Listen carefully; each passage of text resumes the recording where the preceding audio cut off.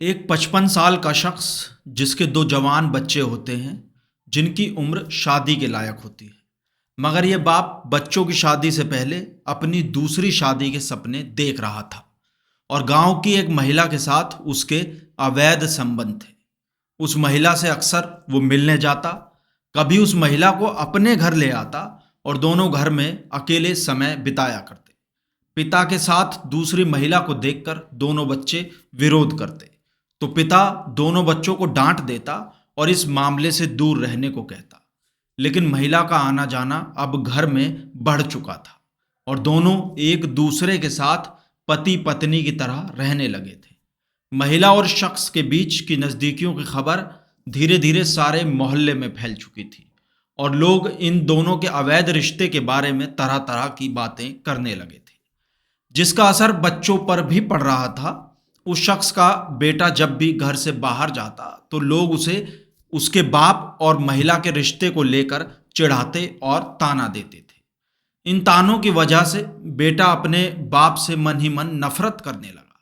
पिता की अय्याशी की वजह से बेटे का घर से बाहर निकलना मुश्किल हो गया था, जिसके बाद बेटे ने अपने बाप से इस बारे में बात की तो बाप ने बेटे की एक ना सुनी और यहाँ तक कि उस महिला के बेटे के साथ अपनी ही बेटी की शादी करने की बात कह दी।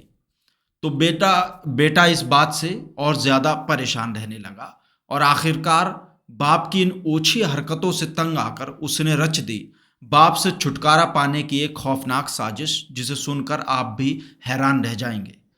ये सच्ची कहानी उत्तर प्रदेश के जिला मेरठ की है। लिसाड़ी गेट थाना क्षेत्र की जाकिर कॉलोनी की गली नंबर 29 में 55 साल के जलालुद्दीन परिवार के साथ रहते थे। उनकी खैरनगर में दुकान है जहां पुराना तांबा और पीतल खरीदने और बेचने का काम होता है।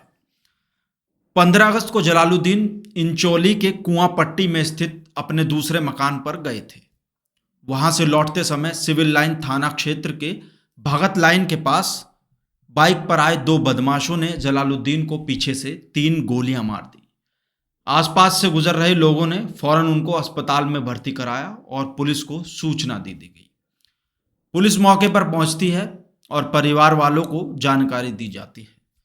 जलालुद्दीन के भाई गयासुद्दीन और जलालुद्दीन का बेटा सैफ अस्पताल पहुंचते हैं तो उनके होश उड़ जाते हैं। जलालुद्दीन आईसीयू में भर्ती थे और उनका इलाज चल रहा था। भाई गयासुद्दीन की तहरीर पर अज्ञात बदमाशों के खिलाफ मामला दर्ज कर लिया गया और पुलिस फौरन ही हमलावरों की तलाश में जुट गई। मौकाए वारदात पर लगे सीसीटीवी कैमरों की फुटेज खंगाली जाने लगी। इसके अलावा घर वालों और परिवार वालों से पूछताछ शुरू हो गई।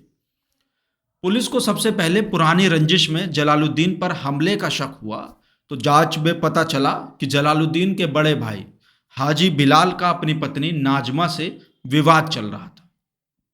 4 मई 2022 को बिलाल की हत्या गाजियाबाद के लोनी क्षेत्र में हो गई थी। इसको लेकर भाई की पत्नी नाजमा के खिलाफ हत्या का मुकदमा दर्ज कराया गया था और पुलिस ने नाजमा को जेल भी भेज दिया था। बिलाल की हत्या में जलालुद्दीन और उसका भाई गयासुद्दीन पैरवी कर रहे थे। पूछताछ में परिजनों ने बताया कि जलालुद्दीन की भाभी नाजमा कुछ समय पहले ही जेल से बाहर आई है। उन्हें शक है कि इस घटना में उसका भी हाथ हो सकता है। इस एंगल से भी पुलिस मामले की जांच करने लगी। इस बीच सीसीटीवी से भी पुलिस को सुराग मिल चुका था, जिसके बाद हमलावरों की तलाश के लिए टीम गठित कर दी गई। टीम को पता चला कि जलालुद्दीन को गोली मारने वाला व्यक्ति लिसाड़ी गेट का रहने वाला है और जिसका नाम कासिफ उर्फ कीड़ा है। कीड़ा का नाम सामने आने पर पुलिस उसकी तलाश में जुट गई। बृहस्पतिवार 24 अगस्त को सुबह करीब 5 बजे मुखबिर द्वारा सूचना मिली कि काशिफ उर्फ कीड़ा सिविल लाइन थाना क्षेत्र की ओर से मवाना की तरफ बाइक से जाएगा। पुलिस ने आरोपी की घेराबंदी करते हुए चेकिंग अभियान चलाया। इस दौरान एक बाइक सवार को रुकने का इशारा किया गया तो बाइक सवार ने पुलिस टीम पर गोली चला दी। इस दौरान पुलिस की जवाबी कार्रवाई में सुपारी किलर के पैर में गोली लगने से वो घायल हो गया। पुलिस ने उसे अस्पताल में इलाज के लिए भर्ती कराया। इलाज के बाद कासिफ ने बताया कि जलालुद्दीन की हत्या की सुपारी उसे जॉन और उसके साथी नफीस ने दी थी। जॉन भी स्क्रैप कारोबारी और जलालुद्दीन का रिश्तेदार है। जलालुद्दीन के परिवार में जॉन दखल देता था और जलालुद्दीन इस बात का विरोध करता था, तो जॉन उससे रंजिश रखने लगा था। इसी वजह से जलालुद्दीन की हत्या की सुपारी दी गई। कासिफ ने बताया कि उसने जॉन के ही कहने पर कारोबारी जलालुद्दीन को गोली मारी है। कासिफ के कबूलनामे के बाद पुलिस जॉन को गिरफ्तार कर थाने ले आई। पहले तो जॉन ने पुलिस को गुमराह करने की कोशिश की। काफ़ी देर तक वो सिर्फ सिर हिलाकर हाँ और ना में जवाब देता रहा, लेकिन पुलिस ने जब उससे कड़ाई से पूछताछ की तो वो टूट गया और अपना गुनाह उसने कबूल कर लिया। इसके बाद जॉन ने पुलिस को जो बताया उससे पुलिस भी हैरान रह गई। जॉन ने बताया कि जलालुद्दीन के बेटे सैफ ने ही अपने पिता को मारने के लिए 5.5 लाख रुपए की सुपारी दी थी। इसके बाद मैंने कासिफ और नफीस से सौदा तय किया था। फिर 15 अगस्त को जलालुद्दीन पर हमने फायरिंग करवाई, मगर किस्मत से वो बच गया। सुपारी लेने वाले जॉन ने कुख्यात अपराधी कासिफ उर्फ कीड़ा को काम पर लगाया था और उसे पिस्टल भी इसी ने उपलब्ध कराई थी। पुलिस को सारा मामला समझ आ चुका था, मगर ये बात समझ नहीं आ रही थी कि आखिर बेटे ने ही बाप की हत्या की सुपारी क्यों दी, इसके पीछे की वजह क्या है। इसके बाद पुलिस ने कारोबारी जलालुद्दीन के बेटे सैफ को हिरासत में लेकर पूछताछ की। पुलिस को सैफ ने बताया, मेरे पिता का लिसाड़ी गेट की रहने वाली एक महिला के घर आना जाना था। कारोबार से जो कमाई होती थी पिता वो पैसा महिला पर खर्च कर देते थे। पिता महिला के बेटे से मेरी बहन की शादी भी कराना चाहते थे। इस बात को लेकर आए दिन घर में झगड़ा होता था और तनाव बना रहता था। मेरी माँ भी इस बात से नाराज रहती थी। समाज में मेरी बेइज्जती हो रही थी, लोग हमें ताने देते थे। इसी वजह से मैंने पिता को रास्ते से हटाने का प्लान बनाया।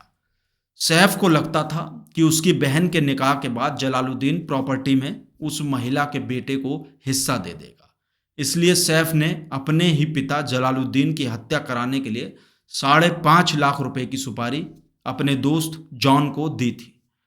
इस काम के लिए उसने जॉन को 3.5 लाख रुपए एडवांस दिए थे। बाकी के पैसे काम होने के बाद दिए जाने थे। CO civil line Arvind Chaurasia ने बताया कि जॉन भी स्क्रैप कारोबारी और जलालुद्दीन का रिश्तेदार है। जलालुद्दीन के परिवार में जॉन दखल देता था और इसका विरोध होने के कारण जलालुद्दीन से उसकी रंजिश हो गई थी। इसी बात का बदला लेने के लिए वो जलालुद्दीन के बेटे से उसके पिता की हत्या की उसने सुपारी ली थी। CO civil line Arvind Chaurasia ने यह भी बताया कि व्यापारी जलालुद्दीन का इलाज चल रहा था और वो अब खतरे से बाहर हैं, उनकी जान बच गई है। शूटर नफीस की तलाश की जा रही है, जल्दी उसको भी गिरफ्तार कर लिया जाएगा। आपकी इस खबर पर क्या राय है, आप हमें कमेंट करके बता सकते हैं। और आगे भी क्राइम की ऐसी कहानियों के लिए हमारे चैनल खबर की खबर को सब्सक्राइब कर लें और हाँ, दोस्तों के साथ शेयर करना बिल्कुल ना भूलें।